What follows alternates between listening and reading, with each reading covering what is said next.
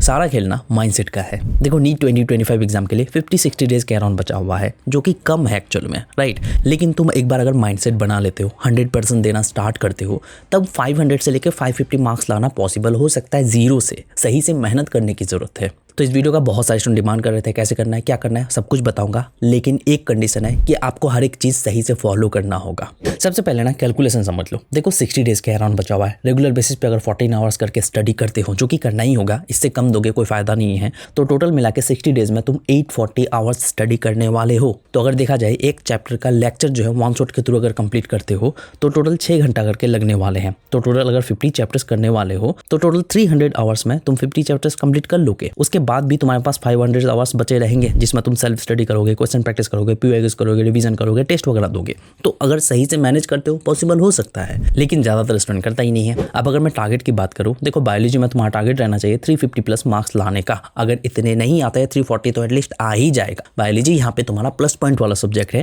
Chemistry में try करना है 120 से लेकर 150 प्लस मार्क्स लाने तक की। अगर फिजिक्स में कम करना चाहते हो तो केमिस्ट्री में ज्यादा मार्क्स लाना है। अगर फिजिक्स को इंक्लूड करना चाहते हो तो फिजिक्स में तुमको 100 मार्क्स तक लाने की कोशिश करना है। देखो 550 या फिर 500 मार्क्स लाना पॉसिबल है, इजी टाइप का है एज कम्पेयर टू 600 या फिर 650 प्लस मार्क्स लाना। सही से मेहनत करने की जरूरत है। अब उसी के साथ चैप्टर्स का टारगेट क्या रहेगा कि बायोलॉजी में तुम सारे चैप्टर्स ही करोगे। केमिस्ट्री में तुम इनऑर्गेनिक केमिस्ट्री, ऑर्गेनिक केमिस्ट्री में इन दोनों पे फोकस करोगे। वीडियो आ जाएगा कौन सा चैप्टर पे कितना टॉपिक इंपॉर्टेंट है। फिजिक्स के लिए मैंने वीडियो बना दिया, उस वीडियो को देख लो, कौन सा चैप्टर से कितना वेटेज है उसको कर सकते हो। और साथ ही साथ टॉप 50 चैप्टर्स का भी वीडियो आ जाएगा कल परसों तक, ठीक है। अब एक चीज ध्यान में रखना है कि अभी तुमको ट्रैक भी करना जरूरी है। देखो सारे चैप्टर्स का ना इस तरह का आपको लिस्ट बना लेना है। टेलीग्राम चैनल पे एक चार्ट मैंने अपलोड कर रखा है, उसको जाके देख सकते हो। पिन किया हुआ मिल जाएगा, उसको डाउनलोड करके प्रिंट कर लो। इस तरह से मैनेज करना है, लेक्चर है कि नहीं, एनसीईआरटी की कि नहीं, क्वेश्चन प्रैक्टिस वगैरह की कि नहीं, मॉक टेस्ट वगैरह, रिवीजन, और उसी के साथ अगर कोई बैकलॉग रहता है तो उसको लिख सकते हो। तो इस तरह का आपको ट्रैक करते जाना है। और साथ ही साथ अपने मिस्टेक्स को भी ट्रैक करना है, जिसके लिए तुमको मिस्टेक नोटबुक रखना जरूरी है, जिसमें तुम हर रोज अपना मिस्टेक लिखोगे, उन मिस्टेक को सुधारोगे, प्रोग्रेस भी नोट करोगे। तुम वीकली बेसिस पे तुमको प्रोग्रेस नोट करना है। रेगुलर तुम इंप्रूव कर रहे हो कि नहीं वो चीज देखना है। और रेगुलर टारगेट सेट करना है, टारगेट को डे बाय डे इंप्रूव करना है। आज जो टारगेट था उससे ज्यादा कल कंप्लीट करने की कोशिश करोगे। इस तरह से तुमको करना है। और उसी के साथ टाइम का भी सही यूटिलाइज करना है। देखो एनसीईआरटी तो पढ़ोगे, बट मेरा सजेशन ये रहेगा कि तुम एनसीईआरटी लाइन बाय लाइन वाले वीडियोस देख लो, या फिर हाइलाइटेड बुक जुगाड़ कर लो जिससे तुम पढ़ सकते हो, या फिर एनसीईआरटी हैक टाइप के बुक को बाई कर सकते हो जिससे तुम एनसीईआरटी जल्दी पढ़ सकते हो। नोट्स तुमको कहीं से सोर्स करना होगा। तुम चाहो तो पीडब्ल्यू के उम्मीद बैच का नोट्स भी ले सकते हो, या फिर प्रचंड बैच का भी नोट्स ले सकते हो। तो वहां से नोट्स का टेंशन खत्म। उसी के साथ क्वेश्चन प्रैक्टिस तुमको जो ज्यादा नहीं करना है, क्वालिटी क्वेश्चन प्रैक्टिस करना है। बहुत सारे क्वेश्चन प्रैक्टिस करके तो फायदा नहीं है ना। क्वालिटी क्वेश्चन प्रैक्टिस करोगे तो तुम्हारा कॉन्सेप्ट भी क्लियर होगा और तुम श्योर भी हो पाओगे। और क्वेश्चन प्रैक्टिस में अगर टाइम बचाना चाहते हो तो ऐप के थ्रू करोगे तो ज्यादा बेटर है। अगर ऐप का सब्सक्रिप्शन है, नहीं है तो क्वेश्चन बैंक से कर सकते हो, कोई दिक्कत नहीं। पीवाईक्यूज तुमको लास्ट 6 ईयर्स का करना है। और उसी के साथ रिवीजन तुमको करना होगा। रेगुलर अर्ली मॉर्निंग करना है, सोने से पहले करना है। और बीच में जो 5-10 मिनट का फ्री टाइम होगा उसमें भी रिवीजन करते जाना है। रेगुलर रिवीजन कैसे कर सकते हो? रिवीजन करने के लिए मैं आपको सजेस्ट करूंगा ये फ्लैश कार्ड्स, जो कि मुझे रेंसो रिवीजन की तरफ से प्रोवाइड किया गया है। देखो जैसे जैसे एग्जाम करीब आता है या फिर रेगुलर रिवीजन करने की बारी आती है,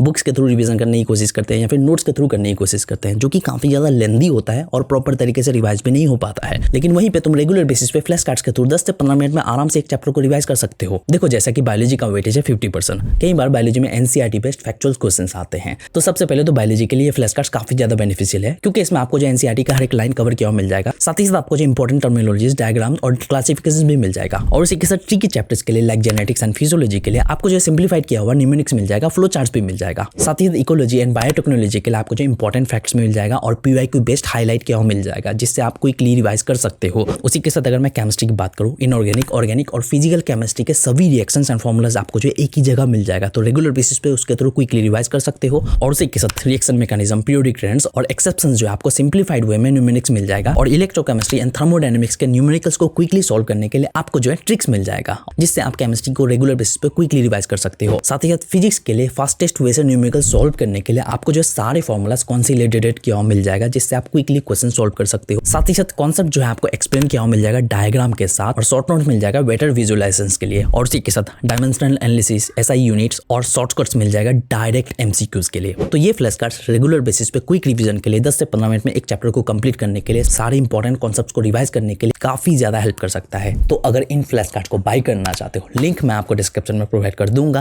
अगर टाइम बचाना चाहते हो, क्विक रिवाइज करना चाहते हो तो जाके जरूर चेकआउट करना। तो चलो वीडियो में आगे बढ़ते हैं। अब उसी के साथ ये भी चीज करना है कि अगर तुम कोई क्वेश्चन आज सॉल्व नहीं कर पाए, उसका सॉल्यूशन देख के समझ गए, तो उस क्वेश्चन को 1 से 2 दिन बाद रिपीट करना है, खुद से सॉल्व करने की कोशिश करना है, ताकि अपने मिस्टेक्स पे काम करो और सेम मिस्टेक आगे चल के ना हो। और उसी के साथ अभी आप सबके लिए एक 15 डेज का चैलेंज है। इन 15 डेज में ना तुम 12 से 13 चैप्टर कंप्लीट करने की कोशिश करोगे परफेक्टली। अगर नहीं होता है कोई दिक्कत नहीं, एटलीस्ट 10 तो करना होगा, तभी तो आगे बढ़ोगे। और साथ ही साथ तुमको जो है रेगुलर बेसिस पे 12 से 14 घंटे स्टडी करना होगा नेक्स्ट 15 डेज के अंदर। फर्स्ट 7 डेज में ही इतना हो जाना चाहिए। अगर तुम इतना घंटा अभी स्टडी नहीं कर पा रहे हो, रेगुलर 1-1 घंटा करके बढ़ाओगे, तभी तो इतना घंटा स्टडी करने लगोगे। रेगुलर तुमको ट्रैकिंग करना है कि तुम कितना पढ़ रहे हो, कितना नहीं पढ़ रहे हो, 24 घंटे में कहाँ वेस्ट कर रहे हो, कहाँ वेस्ट कर रहे हो, हर एक घंटे को ट्रैक करते जाना है। और साथ ही साथ आपका कोई भी डिस्ट्रैक्शन नहीं रहना चाहिए। अगले 7 दिनों के अंदर आपका डिस्ट्रैक्शन पूरा खत्म हो जाना चाहिए। फिर 15 डेज में आराम से तुम अपने स्टडी पे फोकस कर पाओ और टाइम वेस्ट बिल्कुल नहीं होना चाहिए। टाइम का सही यूटिलाइज करना जरूरी है। 1-1 मिनट का सही यूटिलाइज करोगे और कोई भी नेगेटिव चीजें नहीं सोचना है। ये नहीं सोचना है कि टाइम नहीं है,